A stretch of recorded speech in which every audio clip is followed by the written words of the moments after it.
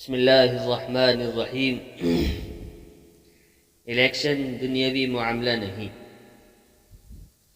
غور کرنے کی بات یہ ہے کہ اگر شریف اور دیندار لوگ اور معتدل مزاج لوگ الیکشن کے تمام معاملات سے بالکل یکسو ہو کر بیٹھ جائیں گے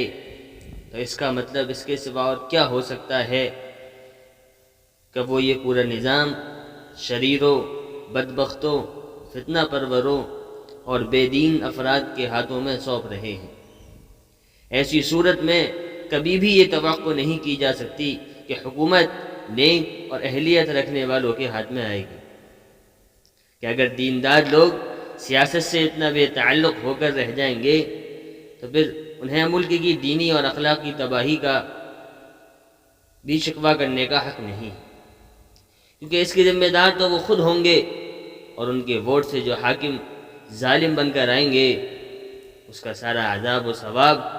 انہی کی گردن پر ہوگا، اور خود ان کی آنے والی نسلیں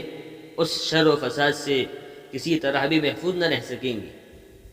جس پر بند ہاتھ باندھنے کی انہوں نے کبھی کوئی کوشش نہیں کی۔ دوسری بڑی غلطی یہ ہے کہ الیکشن کے سلسلے میں ایک دوسری غلط فہمی پہلی سے زیادہ سنگین ہے، چونکہ دین کو لوگوں نے صرف نماز روزے کی حد تک محدود سمجھ لیا ہے، اس لیے سیاست اور کاروبار کو وہ دین سے بالکل الگ تصور کر کے یہ سمجھتے ہیں کہ یہ سارے معاملات دین کی گرفت سے بالکل آزاد ہیں۔ چنانچہ بہت سے لوگ ایسے بھی ہیں جو اپنی سچی زندگی میں نماز روزے اور وظائف اور اوراد تک پابند ہوتے ہیں، لیکن نہ انہیں خرید و فروخت کے معاملے میں حلال و حرام کی فکر ہوتی ہے، اور نہ نکاح و طلاق اور برادریوں کے تعلقات میں دین کے احکام کی کوئی پرواہ کرتے ہیں۔ ایسے لوگ الیکشن کو بھی خالص ایک دنیاوی معاملہ سمجھ کر اس میں مختلف قسم کی بدعنوانیاں اور خرابیوں کو گوارا کر لیتے ہیں، اور یہ نہیں سمجھتے کہ ان سے کوئی بڑا گناہ سرزد ہو رہا ہے۔ چنانچہ بہت سے دیندار لوگ اپنا ووٹ، اپنی امانت